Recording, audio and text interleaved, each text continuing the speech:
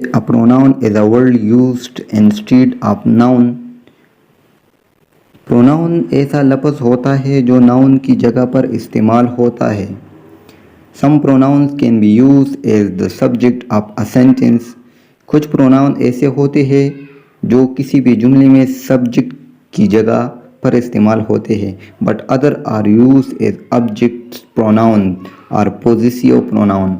बाज़ प्रोनाउन ऐसे होते हैं जो ऑब्जेक्टिव या पोजेसिव केस में इस्तेमाल होते हैं। प्रोनाउन नाउन की रिपीटिशन को रोकता है। इट रिप्लेसेस अ नाउन, ये नाउन को रिप्लेस करता है। कुछ सेंटेंस में सब्जेक्ट की जगह लेते हैं, जैसे आई है, यू है, he, she, it, we, they. कुछ ऑब्जेक्ट के तौर पर इस्तेमाल होते हैं, जैसे me, him, her, us, them, it, you. बाज़ पोजेसिव प्रोनाउन के तौर पर इस्तेमाल होते हैं, जैसा our, ours, mine, my, his, him, her, hers, their, theirs, etc। Example को अगर देखा जाए, John is absent because he is ill. यहाँ पर जॉन की जगह पर ही इस्तेमाल हुआ है। A few other pronouns are who, everyone, anybody, that, etc। ये कौन से प्रोनाउन है ये आपने कमेंट में बताना है। पहले आप उनके टाइप्स के बारे में जानिए, फिर बाद में आप इसका जवाब बहुत आसानी से दे सकेंगे। तो चलो प्रोनाउन की टाइप्स की तरफ आते हैं, जिनमें सबसे पहले है demonstrative pronoun. These pronouns are used to demonstrate or indicate. This, that, these and those are all demonstrative pronoun। डिमो का मतलब है इशारा करना। ये वो प्रोनाउन होते हैं जो किसी भी चीज़ के तरफ इशारा करते हैं। ये हम नाउन की जगह पर इस्तेमाल करते हैं। हमारे साथ इंग्लिश में 4 डेमोन्स्ट्रेटिव प्रोनाउन है जो अपनी नाउन या प्रोनाउन की तरफ इशारा करता है। एग्जाम्पल को अगर देखा जाए, this is the one I lift in the car. यहाँ पर दिस इस्तेमाल हुआ है जो किसी भी चीज़ के तरफ इशारा करता है। ये मोबाइल भी हो सकता है, ये पेन भी हो सकता है। Independent pronoun, the pronoun that refer to person or persons, thing or things in a common or general way and don't refer in particular। ये वो प्रोनाउन होते हैं जो किसी भी शख्स, किसी भी चीज़ को ख़ास तौर पर मेंशन नहीं करते बल्कि आम तौर पर मेंशन करते हैं। अनलाइक डेमोन्स्ट्रेटिव प्रोनाउन, ये डेमोन्स्ट्रेटिव प्रोनाउन की तरह नहीं होते, which point out specific items, जो स्पेसिफिक ख़ास चीज़ों को इशारा करता है। Independent pronoun are use for non specific things, ये ख़ास चीज़ों के लिए इस्तेमाल नहीं होता बल्कि ये आम चीज़ों के लिए इस्तेमाल होता है। अगर मैं कहूँ कि कोई आ रहा है, कोई तो मालूम नहीं है। अगर मैं कहूँ कि इमाद आ रहा है तो वो मुझे मालूम है, वो स्पेसिफिक है। और अगर मैं कहूँ इमाद की जगह मैं कोई इस्तेमाल करूँ कि कोई आ रहा है तो वो अनस्पेसिफिक है, कोई अनस्पेसिफिक है। तो इंडेफिनिट हम किसी आम चीज़ के लिए इस्तेमाल करते हैं। This is the largest group of pronouns, all, some, any, several, anyone, nobody, each, both, few, either, none, one and no one are the most common। ये इंडिपेंडेंट प्रोनाउन है। और एग्जाम्पल की तरफ आते हैं, some are goods and some are bad। some जो है ये किसी आम लोगों के लिए इस्तेमाल हुआ है। दूसरे एग्जाम्पल में देखें, फिर सम इस्तेमाल हुआ है, सम आर बॉर्न ग्रेट। तीसरे में समबडी जो कि इंडिपेंडेंट प्रोनाउन है। और आखिरी एग्जाम्पल में आल भी इंडिपेंडेंट प्रोनाउन है और सम भी इंडिपेंडेंट प्रोनाउन है। अगला हमारे पास है interrogative pronouns. These pronouns are used in questions. Although they are classified as pronouns, it is not easy to see how they replace nouns. ये वो प्रोनाउन होते हैं जो हमारे साथ क्वेश्चन में इस्तेमाल होते हैं। ये नाउन की तरह इस्तेमाल होते हैं। It is not easy to see how they replace noun. ये इतना आसान नहीं होता कि ये कैसे किसी नाउन को रिप्लेस करता है। इंटरोगेटिव प्रोनाउन, इनमें से WH से बनने वाले सवाल आते हैं और ये ज़्यादातर फकरे के आगाज़ में आते हैं। हमारे पास who, which, what, where and how, ये इंटरोगेटिव प्रोनाउन है जो WH से स्टार्ट होते हैं। एग्जाम्पल को अगर देखा जाए, who told you to do that, which dog won the race. यहाँ पे हु और विच इंटरोगेटिव प्रोनाउन है। अगला हमारे पास है personal pronouns. The personal pronouns are I, you, he, she, it, we, they and who. Personal pronoun ये है I, you, he, she, it, we, they and who. More often than not, but not exclusively, they replace noun representing people. Personal pronoun ऐसे pronoun होते हैं जो इंसानों के लिए इस्तेमाल होते हैं। When most people think a pronoun, it is the personal pronoun that usually spring to mind. जब इंसानों के बारे में हम सोचते हैं तो हमारे जहन में डेफिनेटली पर्सनल प्रोनाउन आते हैं। एग्जाम्पल को अगर देखा जाए, we can not all be heroes because somebody has to sit on the curb and clap as they go by. यहाँ पे हमने वी का इस्तेमाल किया है और दे का इस्तेमाल किया है जो कि पर्सनल प्रोनाउन है। दूसरे एग्जाम्पल में, I bought some batteries but they were not included. यहाँ पर आई जो कि एक शख्स के लिए इस्तेमाल हुआ है, but they were not included. यहाँ पे दे इस्तेमाल हुआ है एज अ पर्सनल प्रोनाउन।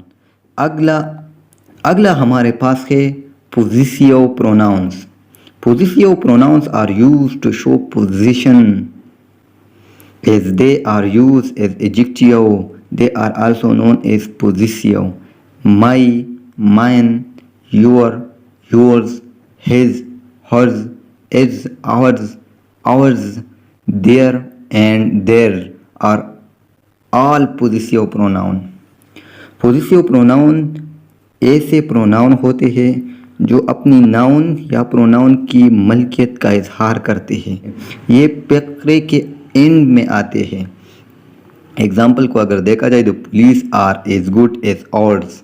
यहाँ पे आवर्स जो है वो पोजिशिव प्रोनाउन है। Have you seen her book, यहाँ पे हर किसी भी नाउन की तरफ इशारा करता है जो कि पोजिशिव केस के तौर पर इस्तेमाल हो चुका है। Relative pronoun. Relative pronouns are used to add more information to a sentence.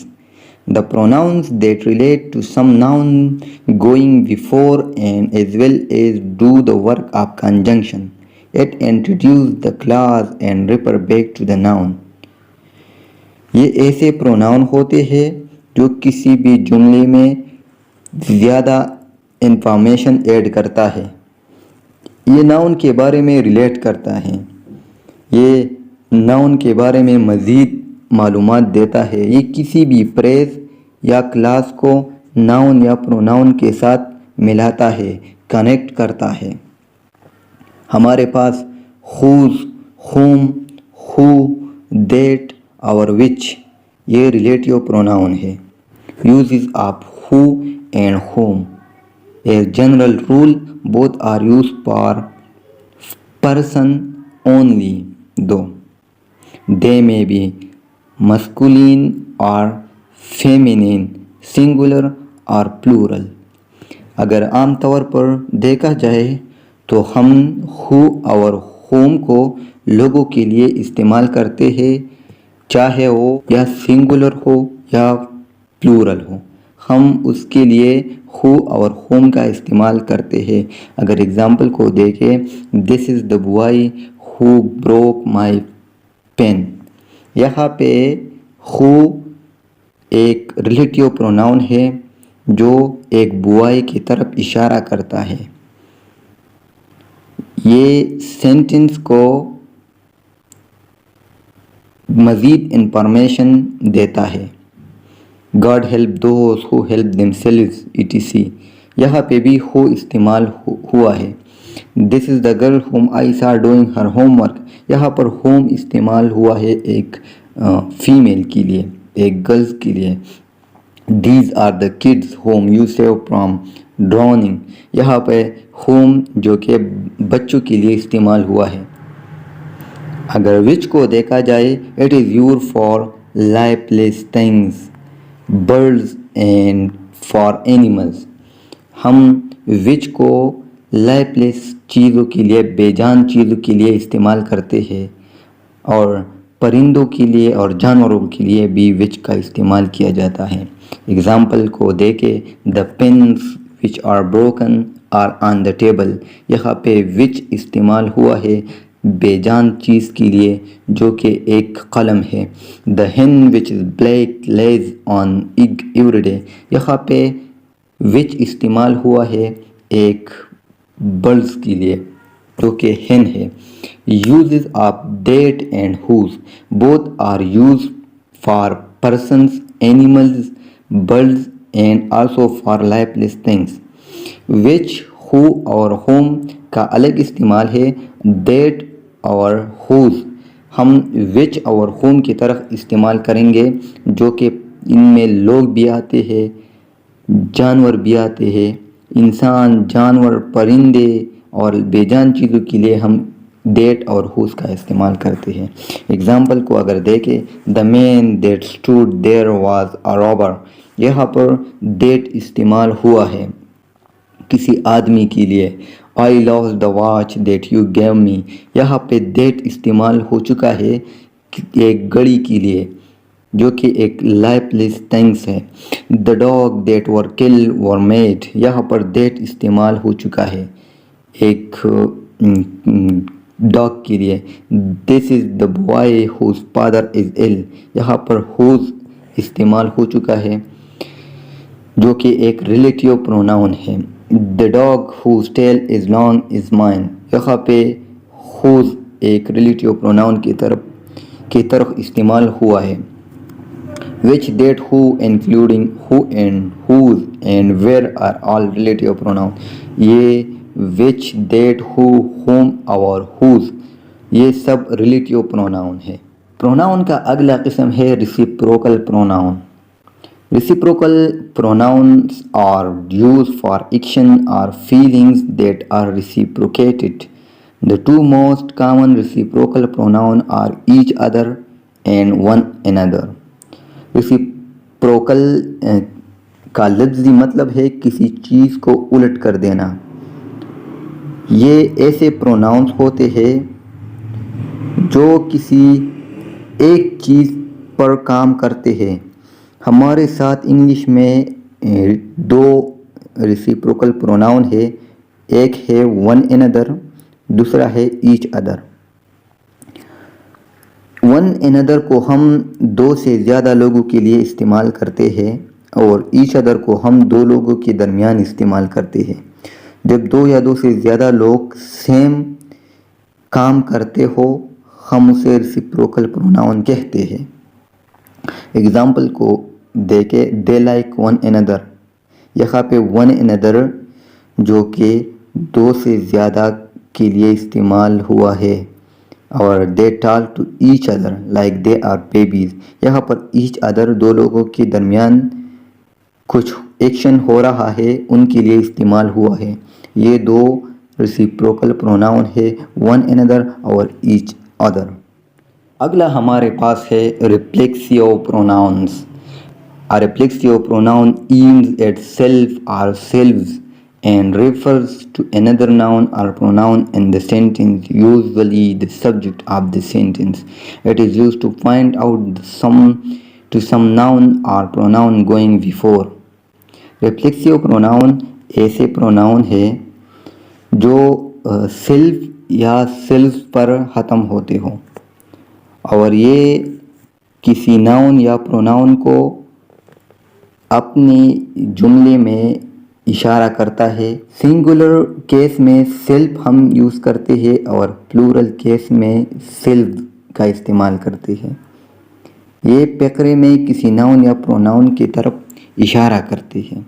हमारे पास इंग्लिश में myself, yourself, herself, himself, itself, ourself, yourselves and themselves ये reflexive pronoun है जो noun की किसी खूबी या खामी को रिफ्लेक्स करता है, नाउन के किसी भी काम को जुमले में रिफ्लेक्स करता है।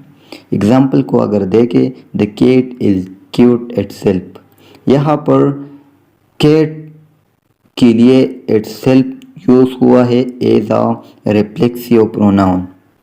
दूसरे एग्जाम्पल को देखें, are you talking to yourself, यहाँ पर यू को रेफर किया है योर सेल्फ ने जो कि एक रिफ्लेक्सिव प्रोनाउन है। I love him myself, यहाँ पे आई के लिए myself as a reflexive pronoun इस्तेमाल हुआ है। अगला है इंटेंसिव और emphatic pronouns. An intensive pronoun sometimes called an emphatic pronoun. Intensive pronoun को एम्पेटिक प्रोनाउन भी कहा जाता है। ये किसी दूसरे नाउन या प्रोनाउन पर जुमले में जोर देता है। ये किसी भी नाउन या प्रोनाउन पर जोर देकर बताता है कि ये काम या कोई भी काम उसने खुद मुकम्मल कर लिया है। ये जुमले में प्रोनाउंस की अहमियत को ज़्यादा कर देता है। अगर एग्जाम्पल को देखें, the cat open the door itself, यहाँ पे कैट के लिए itself as a intensive pronoun use हुआ है। आई माई सेल्फ किल्ड, यहाँ पे माई सेल्फ यूज़ हुआ है एम्पेटिक प्रोनाउन के तौर पर। I myself can not do it, यहाँ पे myself as a emphatic pronoun इस्तेमाल हुआ है। He himself told me the story, यहाँ पे himself as a emphatic pronoun इस्तेमाल हुआ है। Saima herself will do her homework, इस एग्जाम्पल में हरसेल्फ साइमा की तरफ इशारा करता है जो कि एक इंटेंसिव या एम्पेटिक प्रोनाउंस के तौर पर इस्तेमाल हो चुका है। अगला और आखिरी टाइप प्रोनाउन का हमारे पास है compound pronoun. Compound relative pronoun, the pronoun form by adding ever, so और so ever to who, which and what are called compound relative pronoun as who, ever, whoso, whosoever, whichever, whichsoever, whatever, whatsoever। Compound pronoun ऐसे pronoun है जो who, what, which से बनते हैं। हम उनके साथ so एवर लगाकर कंपाउंड प्रोनाउन बनाते हैं। एग्जाम्पल को देखें, whosoever come first is welcome, यहाँ पे whosoever किसी भी शख्स के लिए इस्तेमाल हुआ है। टेक whichever you like, यहाँ पे whichever किसी चीज़ के लिए इस्तेमाल हुआ है as a compound relative pronoun. whatever he does right, यहाँ पे whatever किसी एक्शन के लिए इस्तेमाल हुआ है। अब अपनी पूछे गए सवाल की तरफ देखें। जैसा कि मैंने आपको बताया था कि who, everyone, anybody, that ये कौन से प्रोनाउन है, तो यकीनन आप अब बहुत आसानी से पहचान सकते हैं कि ये कौन से प्रोनाउन है Thank you for watching.